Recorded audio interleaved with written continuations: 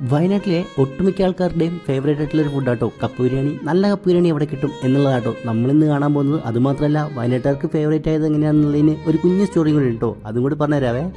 നമ്മുടെയൊക്കെ വയനാട്ടിലെ കല്യാണത്തലേന്ന് എന്തായാലും കപ്പ ബിരിയാണി ഉണ്ടാവും കേട്ടോ. ആ കപ്പ ബിരിയാണിക്ക് ഫാൻസ് ഇച്ചിരി കൂടുതൽ തന്നെയാണ്. നല്ല തേങ്ങാക്കൊത്തൊക്കെ ഇട്ട് വെച്ചിട്ട് സെറ്റാട്ടോ. അതുമാത്രമല്ല എല്ലാ വീട്ടിലും മദ്യസേവ ഉണ്ടാവും. മദ്യസേവേൻ്റെ കൂടെ ടച്ചിങ്സ് ആയിട്ടും കപ്പ ബിരിയാണി യൂസ് ചെയ്യാം കേട്ടോ.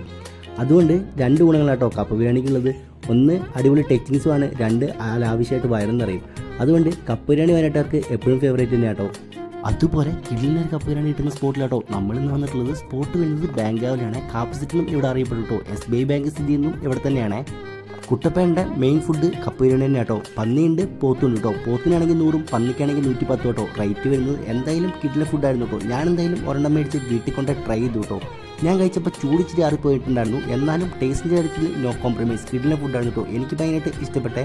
ഇനി എന്തായാലും കപ്പ ബിരിയാണി കഴിക്കാൻ ആഗ്രഹിക്കുന്നവർ ഇങ്ങോട്ട് വന്നാൽ കേട്ടോ. അപ്പോൾ ഇത്രയേ ഉള്ളൂ ഇന്നത്തെ വീഡിയോ. ബാക്കി വീഡിയോ ആയിട്ട് നടക്കണം. ബൈ.